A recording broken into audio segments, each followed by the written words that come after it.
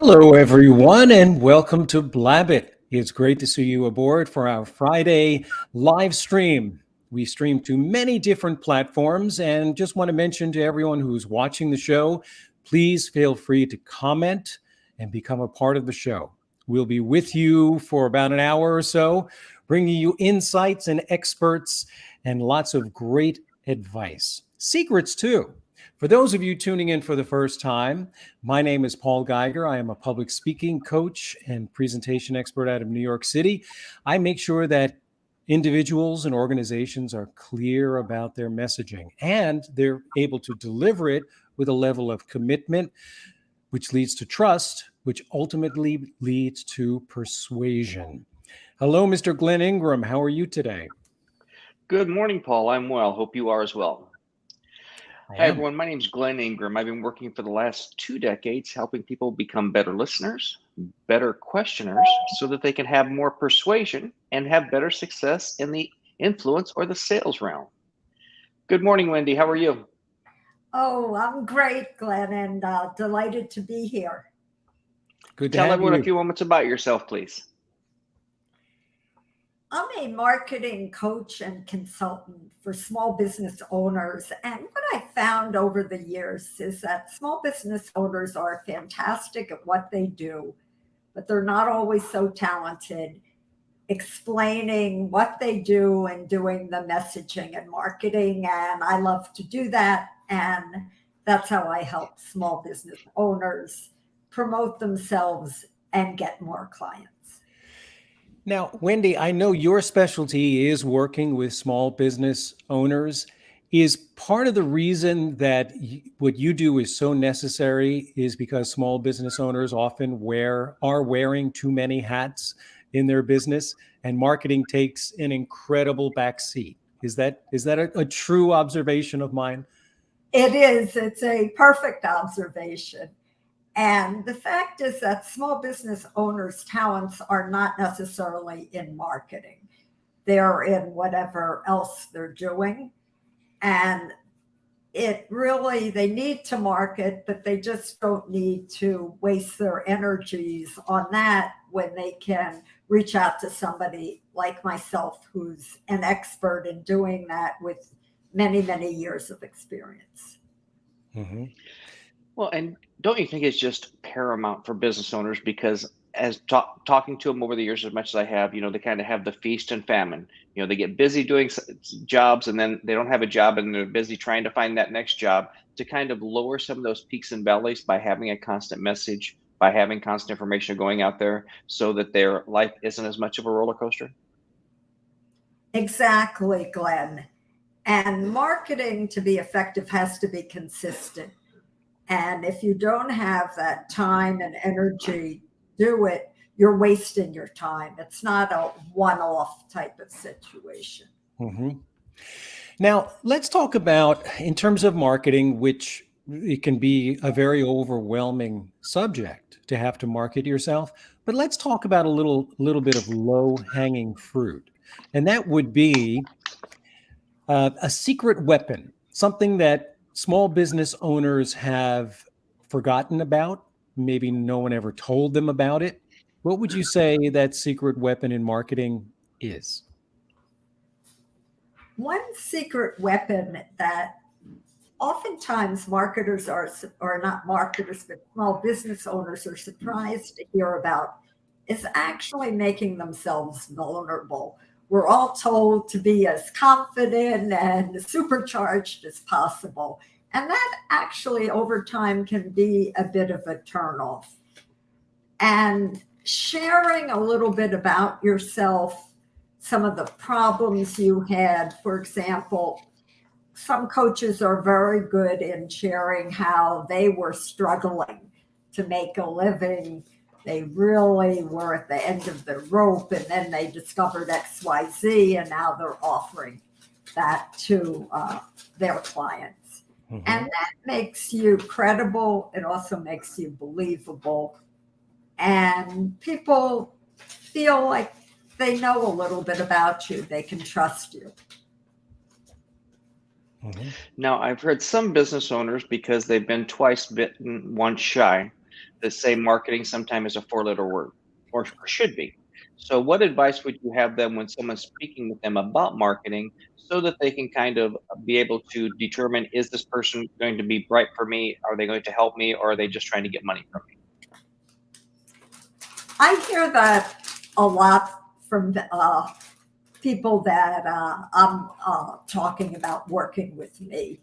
They're just afraid that if they market, they're going to be sleazy. They're going to be that proverbial used car salesman and just not even smell nice.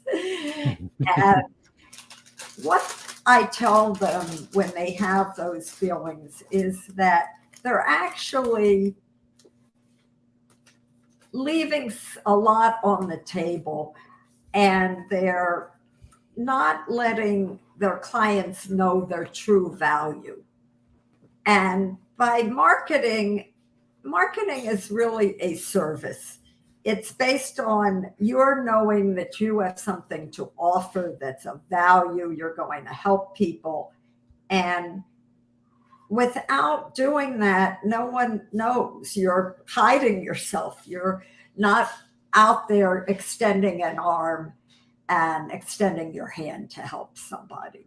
So you need to look at it as you're offering value. You're not offering sleaze.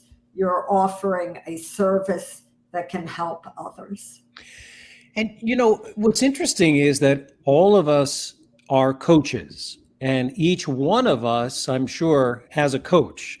And we understand that the reason you have a coach is because you need eyes and ears on the outside looking for your blind spots. And very often we fall into the category in terms of the area that we focus on, that we can't see the forest for the trees because we are so involved in the day to day. Do you have an example that you can share with our audience of someone who didn't realize that their branding message could be what you came up with? In other words, what you saw them as being, they had no idea. And where they started was ultimately not where they finished. Or they started with something that was very bland and vanilla, but came up with something that really made them stand out in the marketplace. Can you remember a branding statement, or I guess it's probably a branding statement, or maybe it's a branding theme that would be an example of that? Does anything come to mind in your years? I find, Paul, that many clients have that vanilla statement, for example, on their LinkedIn. They say business coach, business consultant. They could be 3 zillion people, and they haven't drilled down to determine what makes what they do distinctive. They're doing very special things, they're just not talking about it. So, for example, one client of mine, a business consultant who just had business consultant, uh, in talking to him, I realized he was doing phenomenal work. He just wasn't sharing it. For example, when he worked with clients, they typically increase their revenues 30%. And so we added that to his LinkedIn profile. That was part of his overall messaging, that people who would work with him could expect to increase their revenues on average 30%. And then that shows somebody what they can expect if they work with you. Now, was that message a part of the about section of LinkedIn, or was it literally in their title? In other words, business consultant consistently delivering 30% returns on revenue. Was it part of that profile Yeah. title? It was actually, so no one could miss it. It was right in the headline. Mm-hmm. Yeah. So how often when you're trying to talk with these people, is it hard to get them to maybe be a little bit, I don't say brash, but confident to really show that they are the trusted advisor, sharing their knowledge and kind of using the law of reciprocity by giving away some free information to show that they have knowledge in order to get people to respond, to raise their hand, to ask them questions, to maybe turn into a client? I do find, Glenn, that some of my clients are very hesitant to talk up themselves. You don't want to brag, but you want to do it in a way that is fair and doing justice to yourself. So I sometimes need to coach them and talk them into that and explain that, again, they're sharing their value. They can do so many wonderful things. You need to let other people know. And I also find that people often don't think about, like you mentioned, giving something away. And that's the best way for somebody to get a little taste of what you do. So I will have my clients, for example, maybe offer a free assessment if they're a career coach, maybe provide 10 job search tips, something like that, that opens the door, shows that you have knowledge, and begins that relationship. Now, in terms of being able to talk about yourself, and this is a topic obviously that I cover quite a bit in many different areas of communication, especially in leadership communication, being able to share stories and inviting in third-party validation. In other words, instead of talking about how good you were, you talk about what your client experienced, what they said, what they did, how they progressed, what was their transformation. And then I'm going to cherry pick a little bit of what you spoke about just a few minutes ago. If you add in a little bit of that vulnerability, in other words, I wasn't 100% sure we were going to come to this place, but I got to tell you, my client stepped up and was able to do these things, and I learned some things along the way. I mean, there's that vulnerability in your narrative that's really covering, I think, a lot of the bases that you promote to your clients. Yeah, that's a great way of talking about a success story. And I loved how you framed that, Paul, where you were a little hesitant in the beginning that you could achieve those results. And it makes the results that you achieved all the more powerful by setting it up like that.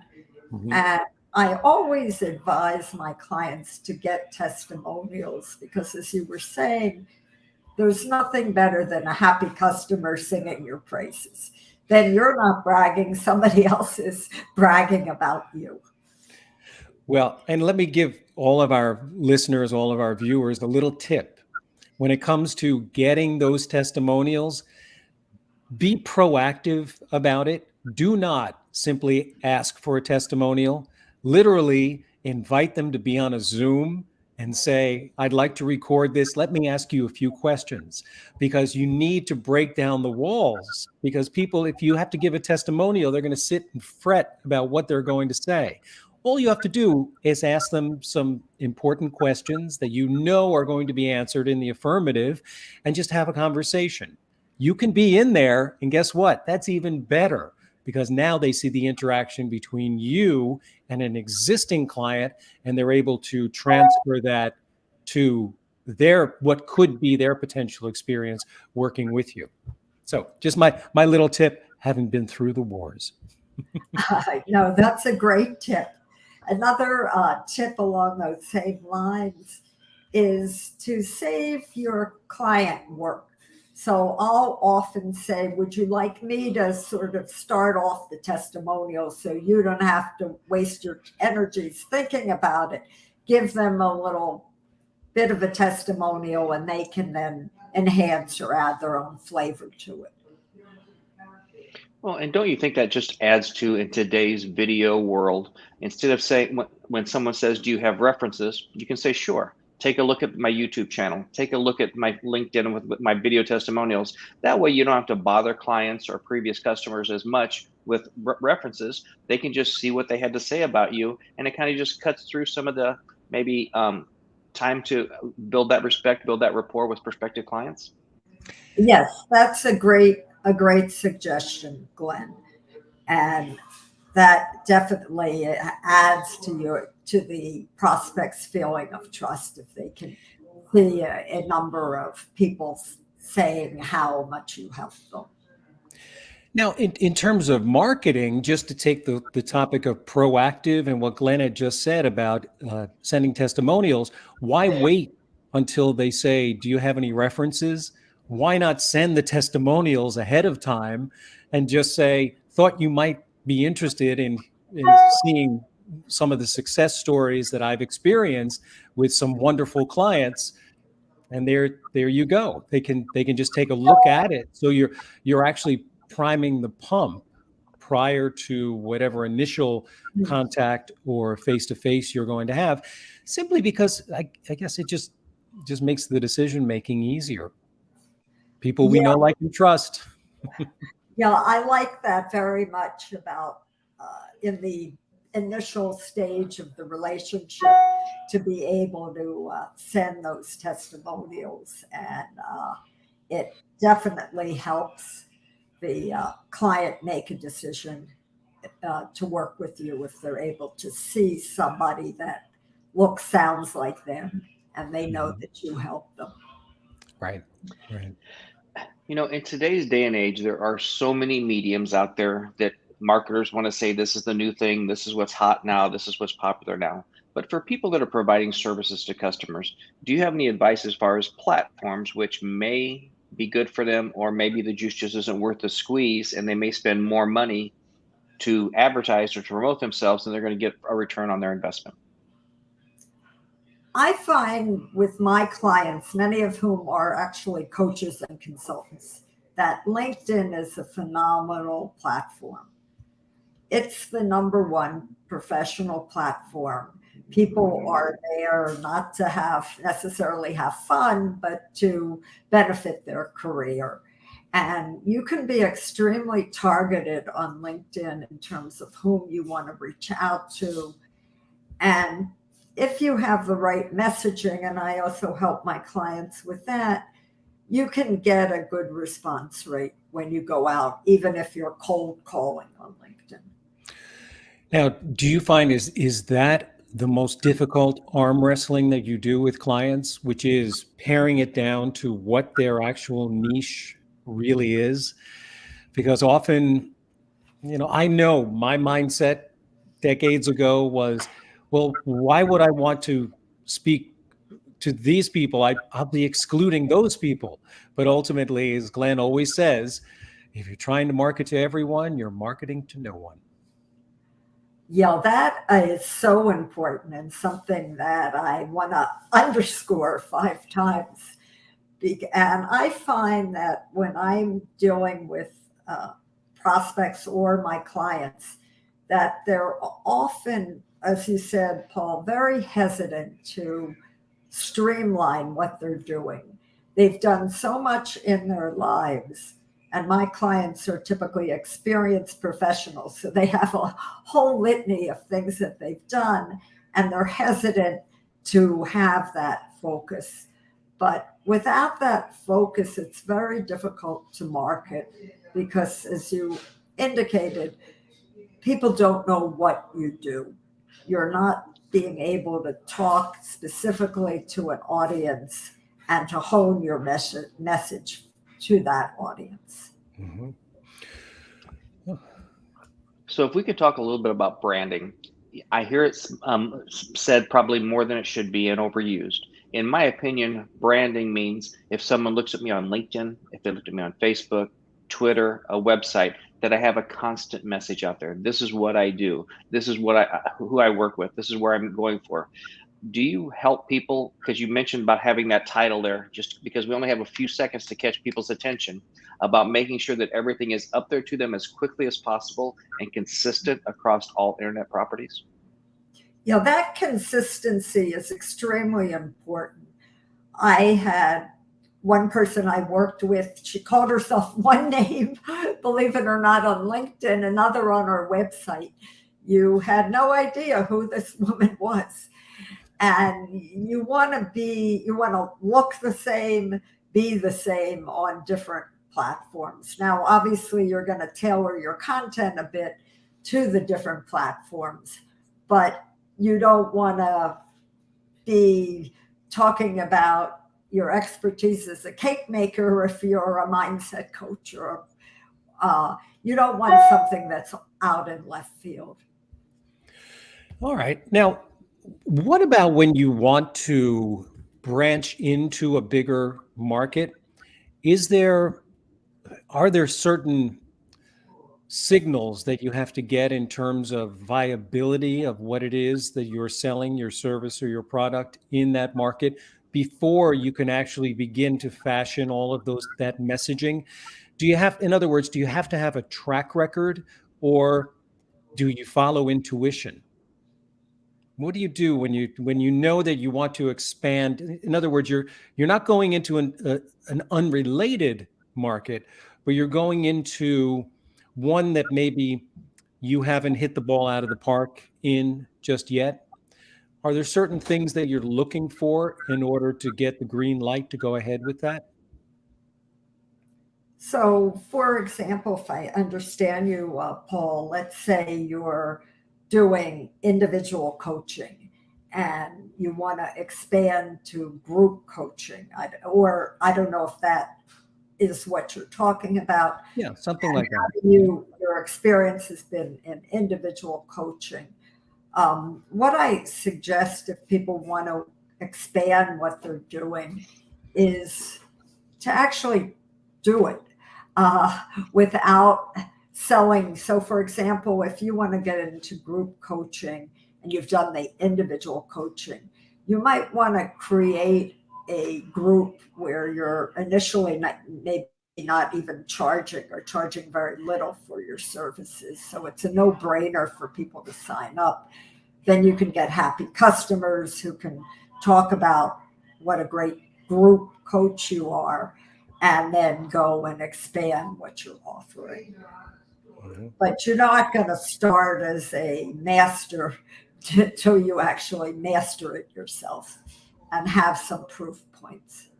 Right. And going along with that, how often do you see people have what I call disconnected marketing? So I'm out promoting service A, product A, whatever you want to call it. And when I do it, there's just a link to the homepage of my website. It's not a link to a page that's going to back up, reinforce, maybe with testimonials about that service and or that product. Don't you think that if you have something that's going to anchor that, to give them a little bit more information as they dig deeper into it, it's going to have a lot better conversion, and they're going to see a lot better results for the money they're spending on that marketing?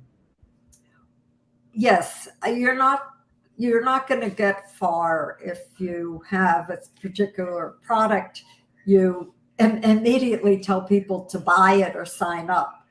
You really want to seed it with good content and explain and give away a little bit of your secret sauce without truly giving it away.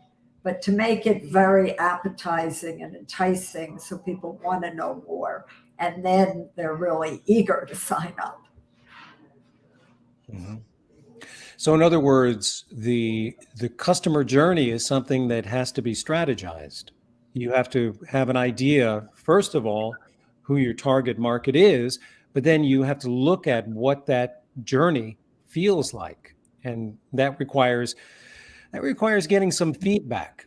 So how much data, how much does data affect decisions when it comes to effective branding and marketing? You do often need to test what you're doing. So let's say you want to veer a little bit from what you've been doing and you're not quite sure which direction. You could go in a few different directions. You might want to do something as simple as put up a LinkedIn poll.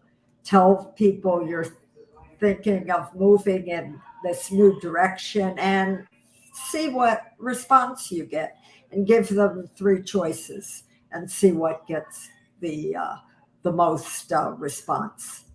That's one simple way to get some data. You can also go out to existing customers and sound some of them out in terms of where you want to go.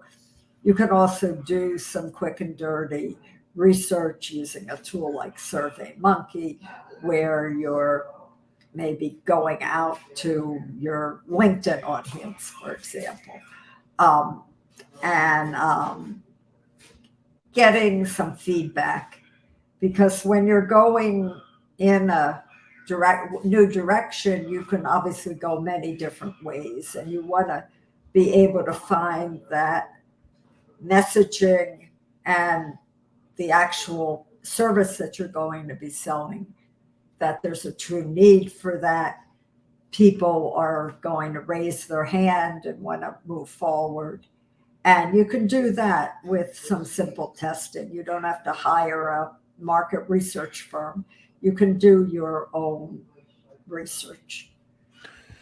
Okay. I have a question for both of you guys, and that is, we've already established that for coaches and service providers in various areas, that LinkedIn is a really good platform, but regardless of what social media platform you're using, is there a point where you use the social media platform for prospecting, but it becomes imperative and essential that you get that potential client off social media and into your email list, into your email chain? Glenn, what's been your experience with that? And at what point is there a definitive point where, it's almost like being in the friend zone? At some point, with somebody that you're interested in romantically, ooh, I missed the window there, and now we're just stuck in the friend zone.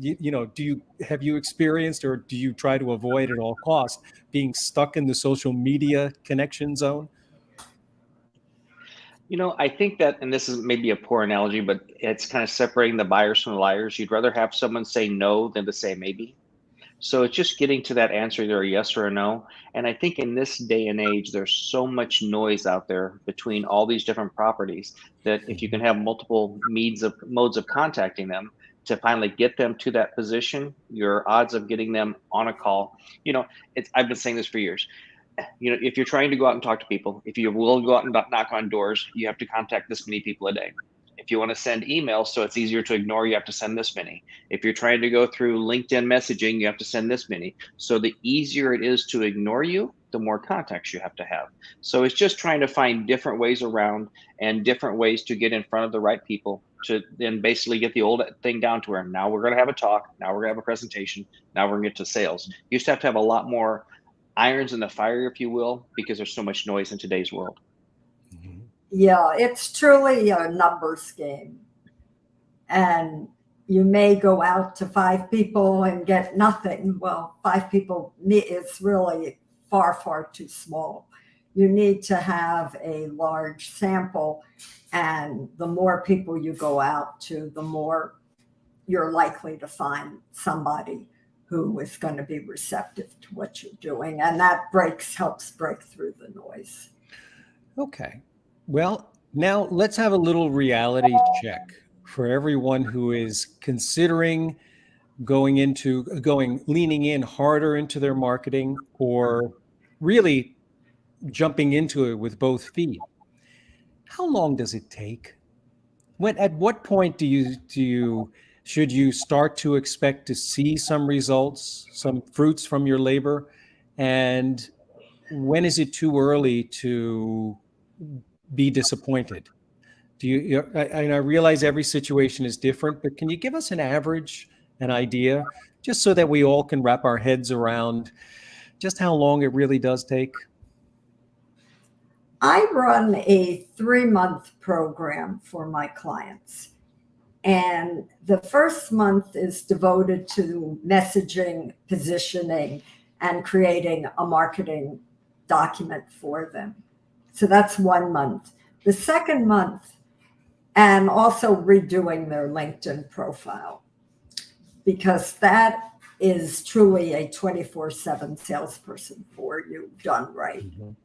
And then, so that takes about a month. And then in the second month, we're on to getting leads.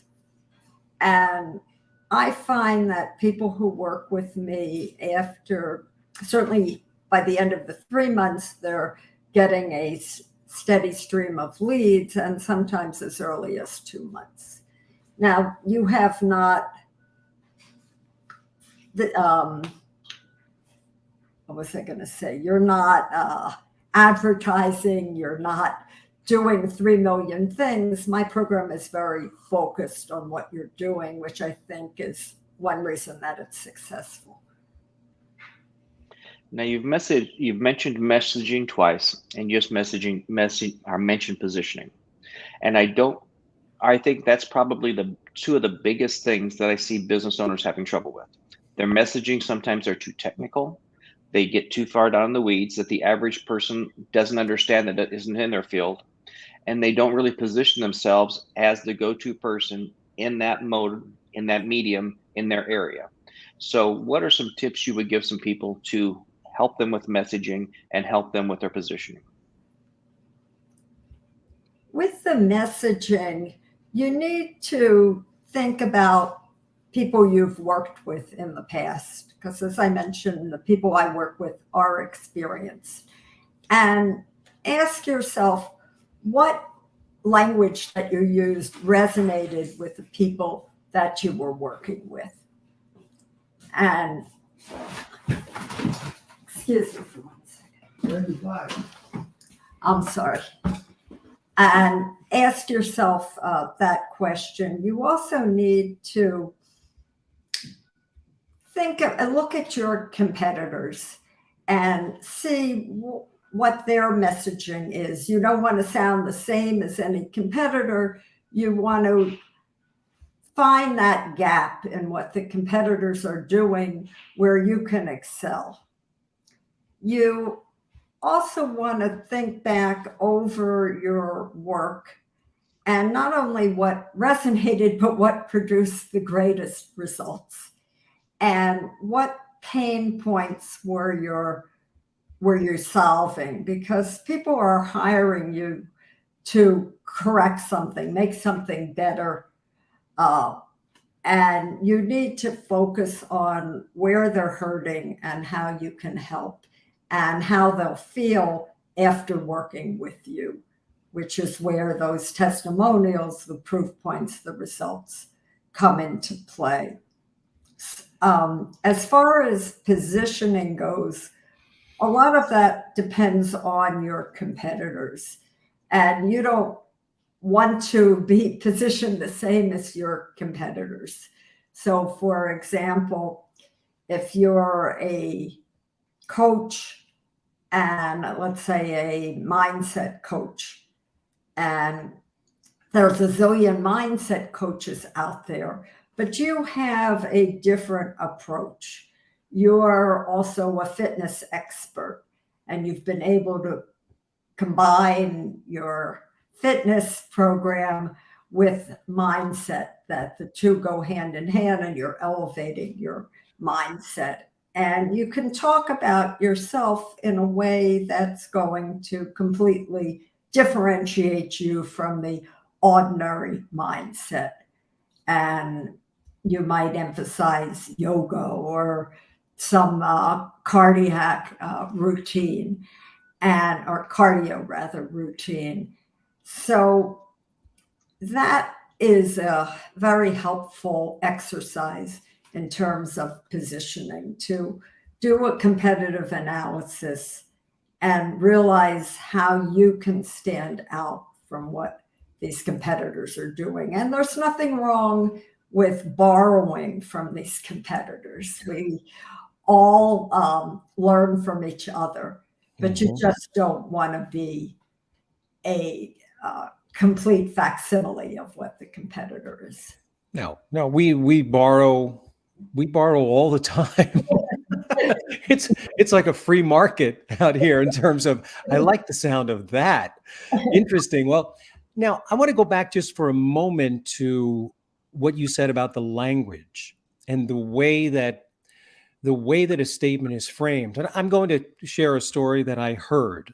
This is third party. This is one that I heard, and I'm paraphrasing right now. But apparently, a woman with a nutrition background decided that she might have even been a retired nurse, but she decided that she wanted to put together a program for healthier eating for nurses because their schedules can be so crazy.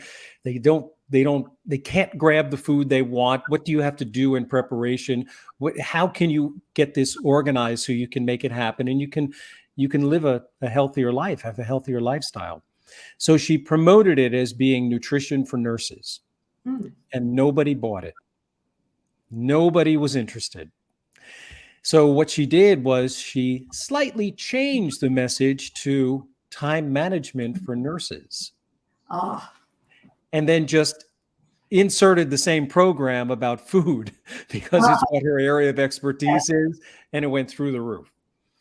So that would just be one example that I had heard of, and I think that it's brilliant, but I think it requires that you see what is working and what isn't working. And in marketing, sometimes we can be so disciplined and listen to all of the gurus and listen to all of the experts, but sometimes you have to know when to make a slight adjustment, and where doing the same thing over and over and expecting a different result is truly marketing insanity. I actually had that experience with my own business. When I started, I had recently published or had published my book, Thriving at 50 Plus. And I hung out my shingle as an expert working with people 50 plus who wanted to reinvent themselves. And I found that I was not getting a lot of takers, or the people that I were getting were people who couldn't afford to pay me. They were out of work and fairly desperate and of course I tried to help them, but it didn't help me in terms of getting any revenues. And what I realized was that, one, I wasn't playing to my strengths. I'm not an expert career coach, I'm an expert marketer. And I tweaked, just like in your example, Paul, what I'm doing so that instead of focusing on people 50 plus, I'm focusing on small business owners who need to nail their marketing, their branding, and messaging to grow their business. And I'm finding I'm attracting a lot of fit people who are 50 plus. It's just I'm coming at it in the back door instead of the front door. Mm-hmm. The exact same. That's a Yeah. beautiful story that parallels both. Glenn, do you have one like that too? Are we going to go for 3 times the charm? Well, I think it's what we're talking about here is finding the pain point. When you find a pain point that gets somebody to open a message, that then you can start relating to them. Then you can start, start promoting solutions for them. It's just that your nurse found the pain point. Nurses were frustrated about not being organized and didn't realize that food prep could help them do that. So it's just doing a little bit of testing, like Wendy was talking about, and finding that pain point. And when you find that pain point, and it may take a few times, it can be huge. I've worked in a specific niche for years, and believe it or not, by knowing the exact pain point, I've been able to get 60 to 70% open rate for cold emails, which is unheard of. But you had to find that pain point, and it isn't always easy, and sometimes you have to fail a lot before you finally succeed. And doesn't a little bit of that fall into, this is going to be a really tricky word. The word is intuition. You have to have a little bit of intuition, but yet sometimes you can't trust your intuition. So let's talk about some of I think you just touched on it, Glenn, how sometimes things become counterintuitive. Do you have experience with that, Wendy? One thing, and we've kind of touched on this earlier, what I find is that small business owners often think the more the merrier. So if they offer, it's kind of like one of those Chinese buffets. They offer everything under the sun and think, well, somebody will grab something. And instead, people end up not grabbing anything because it's overwhelming. I remember one person I was talking to, he had so much going on his website. I had no idea what this gentleman was doing or selling. And too many people do that. It's not the more the merrier. It's coming up, as Glenn was saying earlier, coming up with that service that's going to, or offer that's going to solve somebody's discomfort, their pain, and make them feel that and know that they're going to get rid of that and they're going to move forward. And if you can do that, that is going to make the world a world of difference. I was on a call yesterday with marketers, and it was kind of interesting. One thing that came up was the false sense of I am doing what I need to do because I'm busy. Because sometimes it's always easy to be busy and not efficient. So what advice do you give them when they're saying, I send out this many emails a day, I made a post and this many people looked at it, this many people may have liked it, but if no one's contacting you, if no one's raising their hand and saying, Wendy, I want to work with you, is anything you're doing really effective?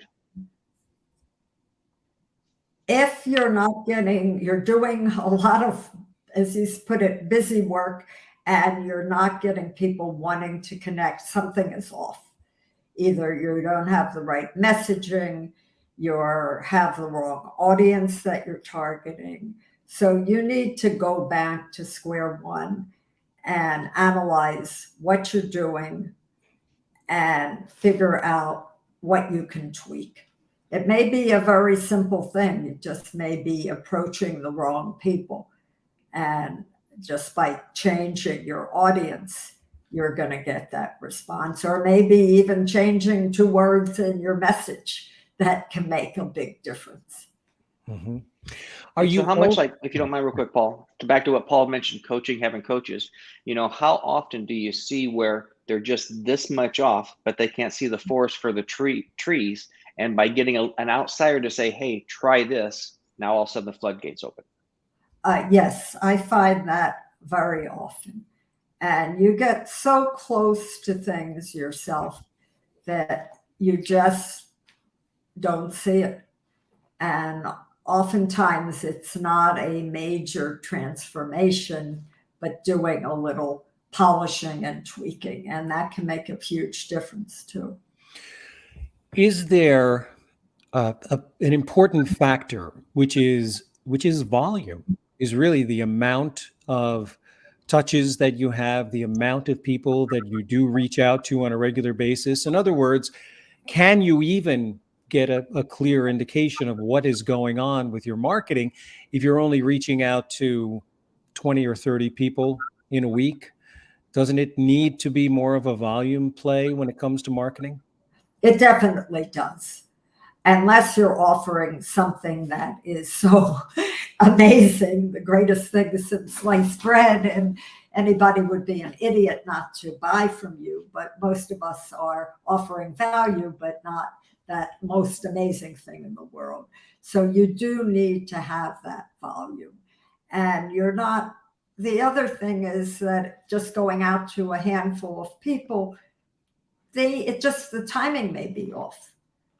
They may have just started a business. They're not interested in what you have to offer. So that's why another reason why you have to go out to many. And you're not going to be serving the world. You're right for a select group of people. So by going out to many, you're going to hit that select group. It would be great if we could pinpoint right away that select group, but it's not that targeted. You're targeted, but you're not so laser focused that it's a slam dunk when you do it. Mm-hmm. So let's talk about expectations. If hypothetically, I'll ask both of you, if I were to send out 500 requests or 500 emails, messages, whatever they might be, what would be a pretty darn good return on those 500? In other words, just people raising their hand going, "Oh, I'll take a closer look," or "Yeah, sure, I'll connect with you," or whatever it might be. What would you consider to be successful, and what would you consider to be go back to the drawing board? The old adage, it depends. If you don't have everything that Wendy was talking about up front, if you're doing it on LinkedIn, you don't have that profile done. If you're not doing everything to anchor it, 1% might be great. If you're doing a good job to anchor it and you've done all the work that Wendy said, 3% is probably going to be average. So it depends on if you've done everything right. You know, if you just try and put a roof up without a foundation and walls, it's probably not going to last very long. So it depends on how good you've done preparing. Mm-hmm. Right, exactly. And it's also helpful to test. So if you do that first 500 and you see you're getting that 5% or whatever response rate, then you do another group of 500 and see, are you continuing to get that same response rate, or was that just a fluke? So you want to analyze your performance. And we've heard that phrase here before on Blabbit. You have to definitely market to the right people with the right message at the right time. Those are three very, very important variables. And we've been talking about trying to pinpoint the market.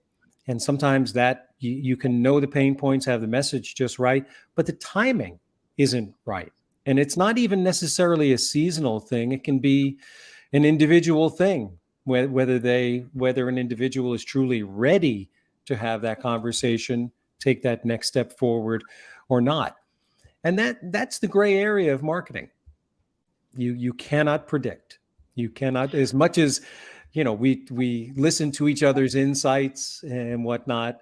I think it's what keeps us interested and intrigued is the things we think are going to be slam dunks, not necessarily always, but sometimes we get pleasantly surprised as well. Yes, that's very true. And there is that question mark in all of the marketing that you do. And oftentimes trial and error really is your friend. Well, and don't you think, Wendy, when we were talking about communicating with so many people, it depends on how many times you've touched in the past. So if I'm just sending out 500 to this group, then 500 to another group, and 500 to another group, and not re-engaging with the first group, or especially engaging with people that maybe responded, you know, sometimes it takes multiple touches to get something that will make them raise their hand. And again, with timing, I send a message out to you today, and you may not be ready for it. But if I keep sending a message out every week or two, maybe next month or the following month, when you get that message, now you're ready for it, and it kind of resonates with previous messages. Yes, I think that's a very good point. I typically advise people to send at least 3 messages, send the message, then send a follow-up message, and then send another message. And I also find that people may not respond, but 6 months later, they respond. I've had that happen myself. And like you were saying, the timing was off, but people haven't forgotten about you, which is another reason to reactivate some of these people. So if somebody hasn't responded with those 3 touch points, maybe 3 months from now, 6 months from now, just check in. If they seem like a worthy prospect for you. Now, in those 3 potential touches, is there a sharing of content that goes on there, or is that seen as trying to give too much, trying to stoke the fire too much? Where is the balance between sending obviously it has to be some sort of an informative message, but are you sharing content along the way? Thought you might like this, that sort of thing? What do you normally advise? Is it just messages, or is there a splattering of content in there as well within the message? It depends on your objective. If your goal is, say, and I do this myself, my goal is to get people on a power positioning call. So I will send an initial message out and ask them to, say, connect with me on LinkedIn. And then they may say, oh, great to meet you. Then I'll send another message and explain a little bit about what I do, and also try to ask a question or two to engage them. And then I will. Wow, that was a quick response. And then you'll cue the music. That always gets me. I forgot to turn off my phone. That's okay. Good. So, and then the third response that, assuming they say, oh, this sounds really interesting, can you tell me more? And then I'll suggest that we hop on this power positioning call and explain what that is. And I'll also, if somebody doesn't initially respond, I may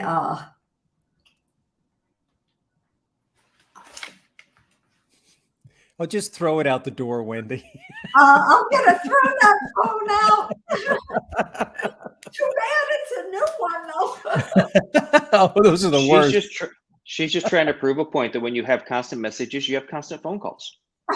There you go. That's right. Get the phone to ring. Right. Loud and clear. Message received loud and clear. Well, let me ask you a quick question.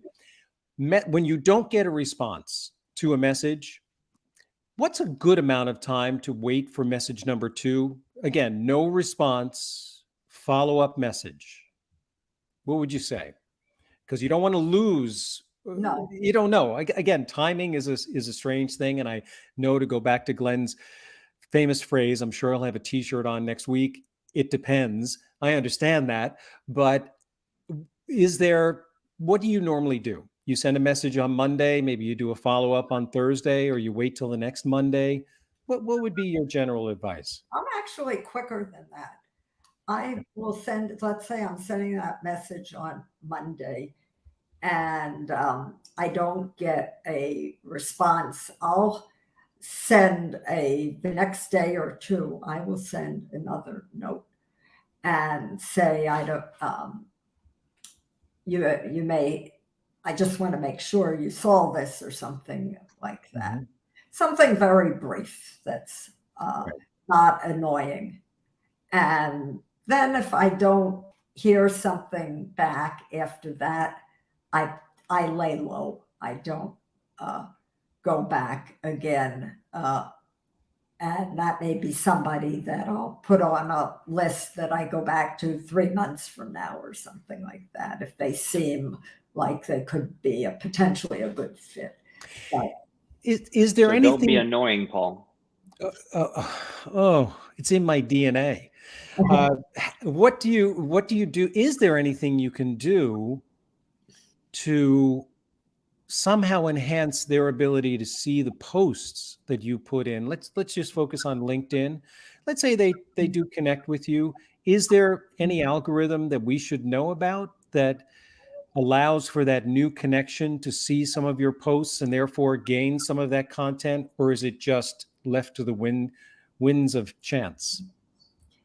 If they're following you, you're, again, assuming your post is relatively popular, they should be seeing that in their feed. The other thing that you can do is, if you did a spectacular post that you think would be relevant to somebody you're going after, send them a quick email and say, in case you missed this, thought this would be useful or helpful. That's cool. Like that. You can also tag them in a post. Okay. Good. Well, Paul, our time has flown by yet once again. Where'd the time go? I know. And Glenn, I think we're going to have to start incorporating musical accompaniment I thought think that was it definitely broke things up a little bit from the talking heads. My phone. Very good. Wendy, if anyone would like to get in touch with you, and I'm sure they will, what's the best way to do that? Okay, there's two good ways. One is to connect with me on LinkedIn. LinkedIn.com/Wendy A. Marx, Marx. You can also email me. The easiest email is Wendy Marx, Marx @gmail.com. And I welcome hearing from anybody. I love to get to know more people and help as many people as I can. Excellent. Great tips. Thank you, Wendy. Yes. Thank you very much for joining us, Wendy. Oh, well, I loved talking with you. And like you said, the time went so fast. And I'm glad that I could add a little levity with my phone ring. Excellent. Technology. All right. Glenn. Have a good week. We'll talk to you soon. Thanks.